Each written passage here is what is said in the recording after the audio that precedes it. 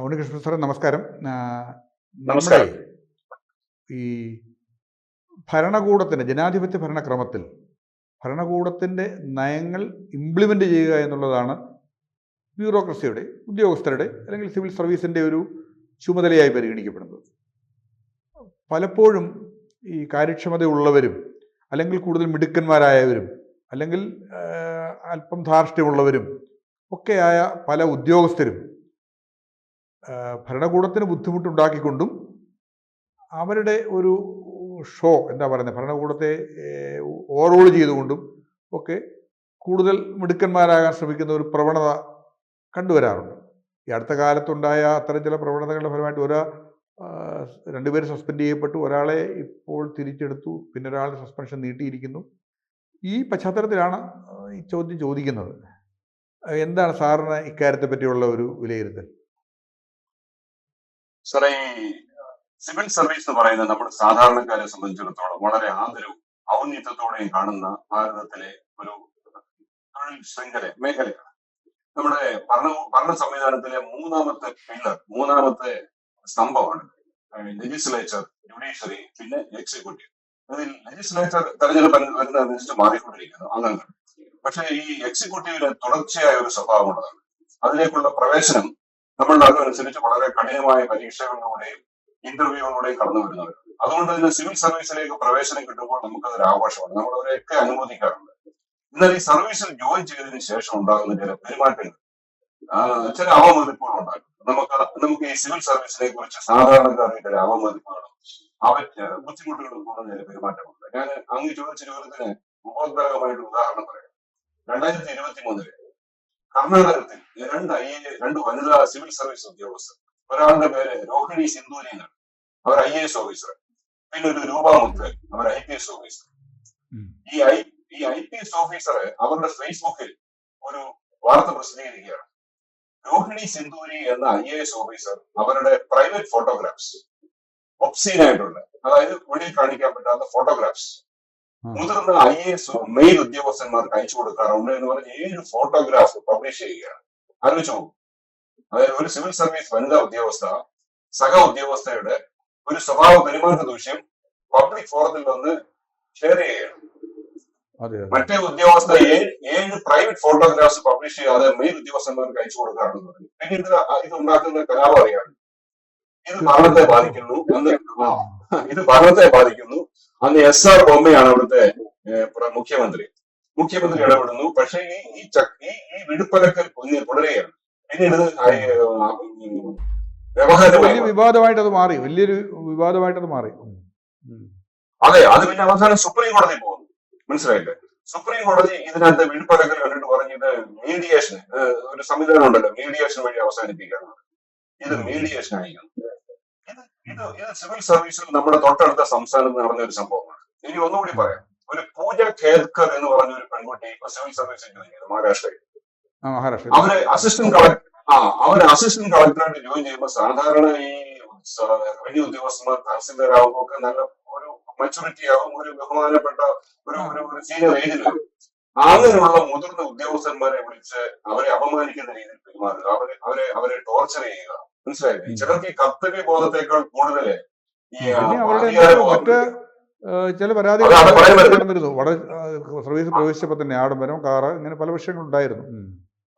അവർക്ക് കാറിലെ പിന്നെ ലൈറ്റ് വെക്കണം, ബ്ലൂ ആൻഡ് റെഡ് ലൈറ്റ് വെക്കണം, ഹെഡ്ലൈറ്റ് വെക്കണം, ഇങ്ങനെയുള്ള ധാരാളം ആവശ്യങ്ങൾ ഉന്നയിച്ചു. അപ്പോൾ അവരെ കുറിച്ച് അന്വേഷിക്കാൻ പറയുന്നത് ഇവർ OBC സർട്ടിഫിക്കറ്റ് വ്യാജമായി ഉണ്ടാക്കിയതാണ്. പിന്നെ അവര് ഫിസിക്കലി ഹാൻഡിക്യാപ്ഡ് എന്നുള്ളിടത്ത് വിഷ്വലി ഹാൻഡിക്യാപ്ഡ്, അത് ആരും കണ്ടുപിടിക്കാൻ പറ്റില്ല, ആഴ്ചക്കുറവുണ്ടെന്ന് പറഞ്ഞ് സർട്ടിഫിക്കറ്റ് ഉണ്ടാക്കി. അവസാനം അവരെ സർവീസിൽ നീക്കം ചെയ്തു.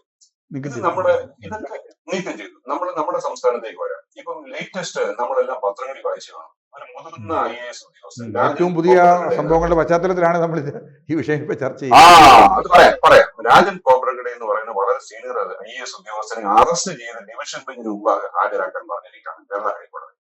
അതിന്റെ ഉപോത്ബലകമായ സംഭവം ഞാൻ മനസ്സിലാക്കിയത് പറയാം. 2023 ഓഗസ്റ്റിൽ വികലാംഗനായ ഡോക്ടർ ഉണ്ണികൃഷ്ണൻ എന്ന പേരുള്ള ഒരാളെ അദ്ദേഹത്തിന് ഡെപ്യൂട്ടി ഡയറക്ടറായിട്ട് പ്രൊമോഷൻ കൊടുക്കാൻ ഹൈക്കോടതി ഉത്തരവ് തരും. ഈ ഉത്തരവ് ബന്ധപ്പെട്ട ബ്യൂറോക്രസി നടപ്പാക്കുന്നില്ല. അപ്പൊ അദ്ദേഹം ഇതിനുവേണ്ടി പലപ്പോഴും ശ്രമിക്കുന്നു, നടപ്പാക്കാൻ ഇരുന്നപ്പോൾ അദ്ദേഹം ഹൈക്കോടതിയിൽ കോടതി അലക്ഷ്യ ഹർജി ഫയൽ ചെയ്യുന്നു. ഈ സമയത്ത് സർക്കാർ പോയി സുപ്രീം കോടതിയിൽ സ്പെഷ്യൽ ലീവ് പെറ്റീഷൻ ഫയൽ ചെയ്യുന്നു. സുപ്രീം കോടതി SLP തള്ളിക്കളഞ്ഞു. അപ്പോൾ അതിന് പകരം വീണ്ടും അടുത്തതായിട്ട് റിവ്യൂ പെറ്റീഷൻ സുപ്രീം കോടതിയിൽ ഫയൽ ചെയ്യും. രണ്ടാമത് റിവ്യൂ പെറ്റീഷൻ സുപ്രീം കോടതി തള്ളിക്കളയും. അപ്പൊ വീണ്ടും ഇത് ഹൈക്കോടതിയിൽ, ഈ കോടതി അലക്ഷ്യം ഹൈക്കോടതിയിൽ വരും. അപ്പൊ ഹൈക്കോടതി പറയുന്നു, ഒന്നുകിൽ ഉത്തരവ് നടപ്പാക്കുക, അല്ലെങ്കിൽ ബന്ധപ്പെട്ട ഉദ്യോഗസ്ഥൻ ഹാജരാകണം. അതിനുവേണ്ടി ഒരു തീയതി വെക്കുന്നു. ആ തീയതിയിൽ ഉത്തരവ് നടപ്പാക്കിയിട്ട് ഉദ്യോഗസ്ഥനെ ഹാജരായില്ല. അപ്പോൾ ഡിവിഷൻ ബെഞ്ച് ഉത്തരവിട്ടിരിക്കുകയാണ്. എന്തൊരു ധിക്കാരപരമായ സമീപനമാണ് ഇത് സാധാരണ നമ്മളെ പോലുള്ള നിയമവാഴ്ച ആഗ്രഹിക്കുന്ന, നിയമത്തിന് വിധേയമായി ജീവിക്കണമെന്ന് തോന്നുന്നവർക്ക് സിവിൽ സർവീസിൽ നിന്ന് കിട്ടുന്ന ഒരു മാതൃകയായിട്ട് ആളുകൾ അനുഭവം. പക്ഷെ അദ്ദേഹത്തിന് ന്യായം കോടതി പറയാനുണ്ടാവും. പക്ഷെ നമുക്ക് തെറ്റിദ്ധാരണയുണ്ടാവും. ഇത് മറ്റൊരു അനുഭവമാണ്. ഞാൻ വേറൊരു റീസെന്റ് ആയിട്ട് അദ്ദേഹം കളക്ടർ ബ്രോ എന്നൊക്കെയുള്ള പേരിൽ അദ്ദേഹം പ്രശസ്തനാണ്. സോഷ്യൽ മീഡിയ വളരെ പ്രശസ്തനാണ്. അദ്ദേഹം പ്രശസ്തനാണ്. അദ്ദേഹം സോഷ്യൽ മീഡിയയിലാണ് വിവരിക്കുന്നത്. സോഷ്യൽ മീഡിയയിൽ വലിയ താരം മാറി. അങ്ങനെ അത് അദ്ദേഹം തന്നെയല്ല, ധാരാളം IAS ഉദ്യോഗസ്ഥന്മാരുണ്ട്. അവർ സോഷ്യൽ മീഡിയയിലാണ്. അവർ എന്ത് ചെയ്താലും സോഷ്യൽ മീഡിയയിലേക്ക് വരണം.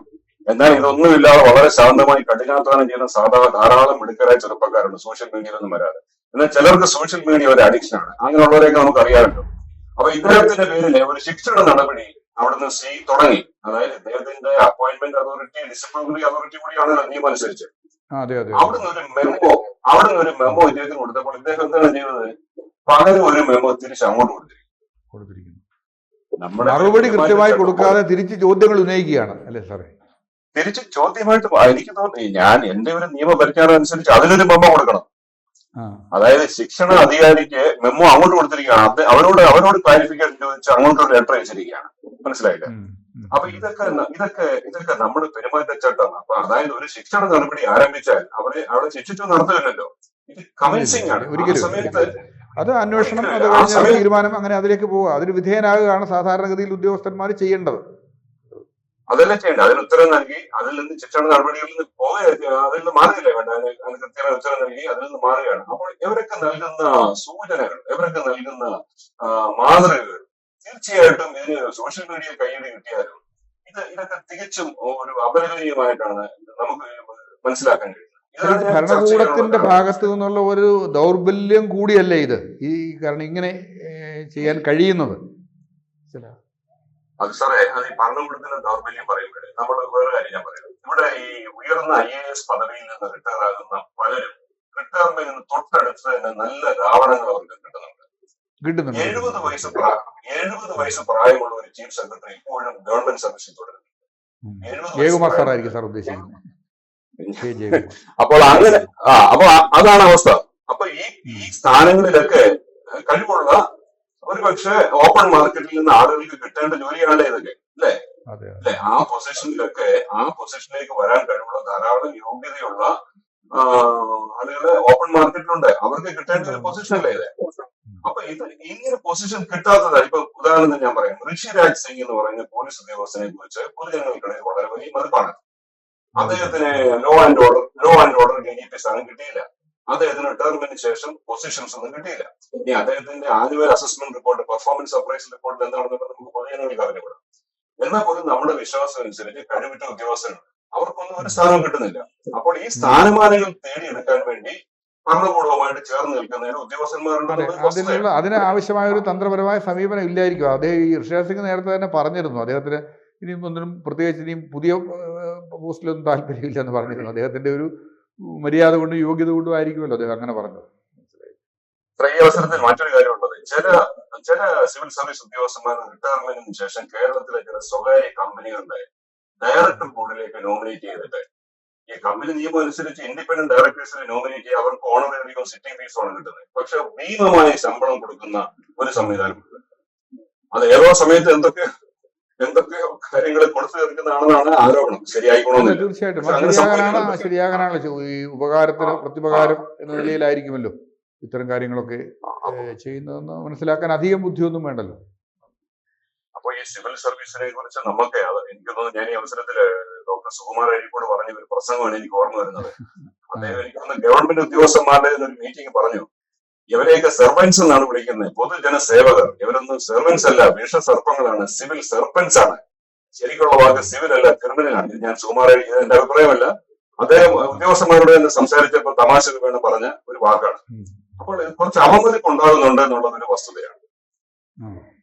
ഇപ്പോൾ ഈ ഏറ്റവും പുതിയ ഈ അദ്ദേഹത്തിന്റെ സസ്പെൻഷൻ നീട്ടിയിരിക്കുന്നു എന്നുള്ളതാണ്. അല്ലാതെ സാറ് പറഞ്ഞതുപോലെ തിരിച്ച് അദ്ദേഹത്തിന്റെ ആ അച്ചടക്കമില്ലാത്ത പെരുമാറ്റത്തിന് പുതിയ ഒരു കാര്യങ്ങളൊന്നും ചെയ്യുന്നതായിട്ട് കാണുന്നില്ല അല്ലേ? അങ്ങനെയല്ലേ കാണുന്നത് ശാന്ത?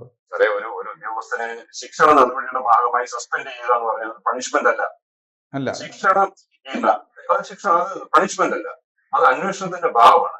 അപ്പൊ ഈ ആളിന് ആത്മാർത്ഥത ഉണ്ടെങ്കിൽ അദ്ദേഹത്തിന്റെ പേരിലുള്ള കുറ്റാരോപണങ്ങൾ ശരിയല്ല എന്ന് തെളിയിക്കാനുള്ള ഒരു ന്യായയുക്തമായ ഒരു ഡിപ്പാർട്ട്മെന്റ് അവസരം കൊടുക്കുന്നു. അതെല്ലാ നിയമത്തിന്റെ അതായത് സ്വാഭാവിക നീതിയുടെ എല്ലാ ഘടകങ്ങളെയും അനുസരിച്ചുകൊണ്ടാണ് ഈ എൻക്വയറി നടത്തുന്നത്, അല്ലെങ്കിൽ കോടതിയിൽ ചോദ്യം ചെയ്യുക. അപ്പൊ ഈ ഉദ്യോഗസ്ഥൻ ചെയ്യേണ്ടത്, സാധാരണ ഒരു ശിക്ഷണ നടപടിക്ക് വിധേയനാകുന്ന ഒരു ഉദ്യോഗസ്ഥൻ ഈ അവസരങ്ങളൊക്കെ ഉപയോഗിച്ച് ഇതിൽ നിന്ന് കുറ്റവിമുക്തരാകാൻ എല്ലാ നടപടിക്രമങ്ങളും സ്വീകരിക്കുന്നു. എന്നിട്ട് ശിക്ഷിക്കുകയാണെങ്കിൽ അവർക്ക് കോടതി പോകാൻ സൗകര്യമുണ്ട്. ഇത് നമുക്കൊക്കെ ഒരു അമ്പരപ്പുണ്ടാക്കുന്ന രീതിയിലെ നമുക്ക് ബന്ധമില്ലെങ്കിലും ഈ ഡിസിപ്ലിനറി അതോറിറ്റിക്ക് തിരിച്ച് അങ്ങോട്ട് ലെറ്റർ കൊടുക്കുക, ഉടനെ സോഷ്യൽ മീഡിയയിൽ അതിന് ചർച്ച നടക്കുക, ഇതൊക്കെ ഒരു അച്ചടക്കത്തിന്റെ ഭാഗമാണ്. എനിക്ക് തോന്നുന്നത് ഈ സോഷ്യൽ മീഡിയയുടെ ആ രീതികളും സ്വാധീനവും വർദ്ധിച്ചത് കൊണ്ട് കൂടിയാകാം ഇത്. നേരത്തെ ഉണ്ടായിരുന്നു പ്രഗത്ഭരായ ഉദ്യോഗസ്ഥന്മാര്, ചിലർ നമ്മുടെ ഇത്രയും പബ്ലിസിറ്റി ഒന്നും ഇല്ലാതിരുന്നപ്പോൾ പോലും നമ്മുടെ ശ്രദ്ധയിലൊക്കെ പെട്ടിട്ടുള്ള ഉദ്യോഗസ്ഥന്മാരുണ്ട്. ഈ കളക്ടർമാരായിരുന്നവരും ഒക്കെ വളരെ അവർ ബോധപൂർവ്വം ശ്രമിക്കാതെ തന്നെ നന്നായി പെരുമാറിയിരുന്ന ഒത്തിരി കളക്ടർമാർ, അല്ലെങ്കിൽ ആ തരത്തിൽപ്പെട്ട ആ നിരയിൽപ്പെട്ട ഒത്തിരി ഉദ്യോഗസ്ഥന്മാരുണ്ടായിരുന്നു. പക്ഷേ അവരാരും ഒരു മര്യാദകേട് കൊണ്ടല്ല, അല്ലെങ്കിൽ ഇത്തരത്തിൽപ്പെട്ട ഒരു അച്ചടക്ക വിരുദ്ധമായ കാര്യങ്ങൾ ചെയ്തുകൊണ്ടുമല്ല. അങ്ങനെ അല്ലാതെ നന്നായി പ്രവർത്തിച്ചു പോയ എത്രയോ ഉയർന്ന ഉദ്യോഗസ്ഥന്മാരുണ്ട്, IAS ഉദ്യോഗസ്ഥന്മാരുണ്ട്, കളക്ടർമാരായിരുന്നവരും മറ്റു ഉദ്യോഗസ്ഥരായിരുന്നവരൊക്കെ ഉണ്ട്. പക്ഷേ ഇപ്പോൾ ഈ സോഷ്യൽ മീഡിയയുടെ ഒക്കെ ഒരു ആധിക്യത്തിന്റെ കൊണ്ടുകൂടിയാവാം ഇവരൊക്കെ ഈ ലൈം ലൈറ്റിലേക്ക് ഇങ്ങ് വരാൻ വേണ്ടിയുള്ള തീവ്രമായ ശ്രമത്തിന്റെ ഒക്കെ കൂടെ ഭാഗം കൂടിയാവാം ഇത് എന്ന് കരുതാം അല്ലേ സാറേ? തീർച്ചയായിട്ടും. അപ്പോൾ ഇവരെ നന്നായി വരട്ടെ എന്ന് നമുക്ക് പ്രാർത്ഥിക്കാം. പിന്നെ ഭരണകൂടത്തിന്റെ ഒരു നിഷ്ക്രിയത്വം ഇത്തരത്തിൽ സാറ് പറഞ്ഞ പോലെ മറ്റ് ചേർന്ന് നിന്നുകൊണ്ട് എന്തെങ്കിലുമൊക്കെ നേടിയെടുക്കാനുള്ള പ്രവണതകളും ഒക്കെ ഭരണകൂടത്തിന്റെ ഒരു ശക്തമായ നീക്കം ഇത്തരം കാര്യങ്ങൾ ഉണ്ടാകണമെന്ന് തന്നെയാണ് എനിക്കങ്ങനെയാണ് തോന്നുന്നത്. സാർ അതോടെ യോജിക്കാൻ കഴിയുന്നുണ്ടോ? ഞാൻ അതോടെ തന്നെ യോജിക്കുകയാണ് സാർ. ശരി.